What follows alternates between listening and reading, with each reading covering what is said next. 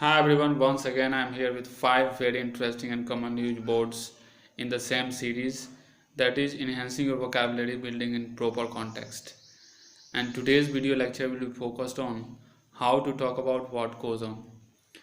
It is going to be very interesting video lecture, so watch it till the end.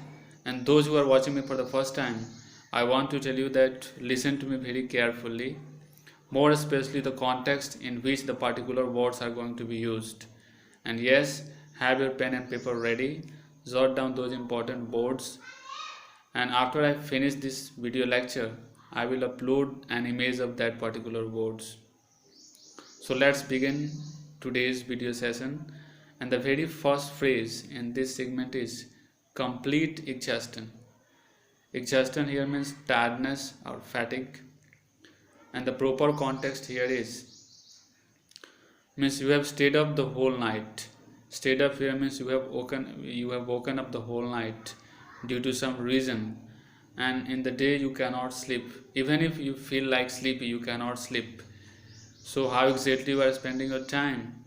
You are playing some sort of interesting games like poker or PUBG, and hence willing away the time. Willing away means spending time, but you are not doing any creative activity like writing a short story, going out on an awareness campaign to make people aware, to make going out and for example going out on awareness campaign with corona barriers to make people aware, or discussing some fascinating question with your friends. See, the examples that I have offered here are very exciting and stimulating. What I feel is that it is not work or effort that causes fatigue.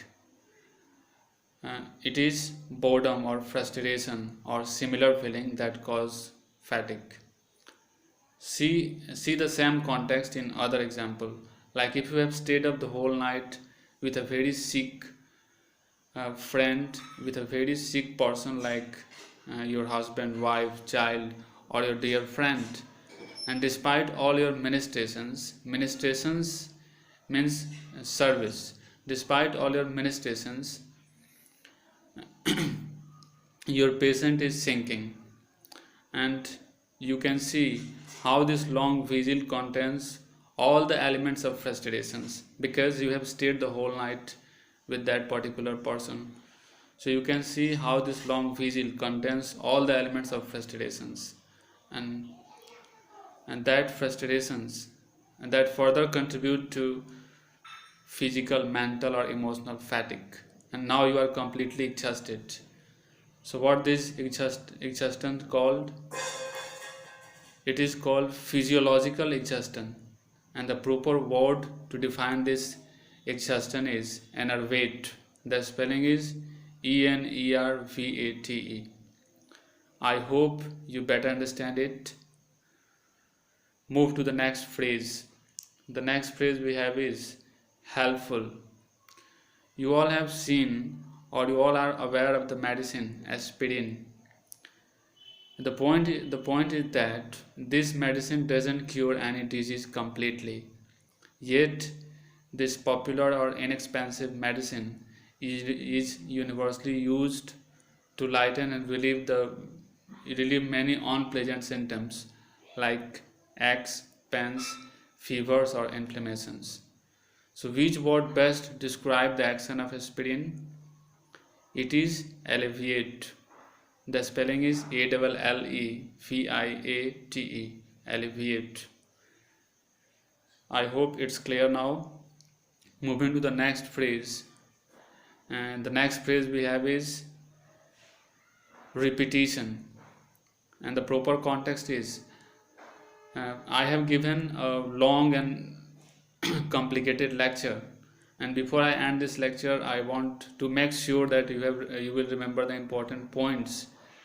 I restate the important points once again, but in very short and brief manner, omitting all the extraneous details.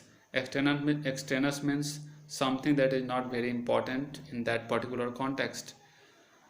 So which word best describe the action that I am doing here? It is recapitulate. The spelling is recaptulate. Recapitulate. The fourth phrase in this segment is slight hint, and it's going to be very interesting because hint is something you are very much familiar with, and you have used it in particular situation too, because it is hint that makes our work go, more especially in a variety of situations when you are not in a condition or you are not in a mood to say something completely. So all you are doing is to give some sort of hint. And which verb best describe this sort of hint? It is intimate. I know that you know this word in the form of noun, but it also used in the form of verb. Intimate, the same word. I hope you better understand it. The next phrase in this segment is everything but give milk, and it is above all the very important and very interesting phrase it's gonna be. You all have seen the animal cow. This animal seems capable of disturbing no one, and all these animal wants is to lead a simple vegetative existence. And there are people who are also simple and gentle, and they are called placid, calm, or phlegmatic. So which word best describe the quality of this animal or this people? It is bovine, bovine. So here we have come to the end of this video lecture. Before I end this video lecture, I want to let you know that I have already uploaded 2 video lecture in this series, that is enhancing your vocabulary building in proper context. I am sure most of you have watched the same series and will be benefited. So keep watching my videos and stay home, stay safe. Happy learning. Thanks.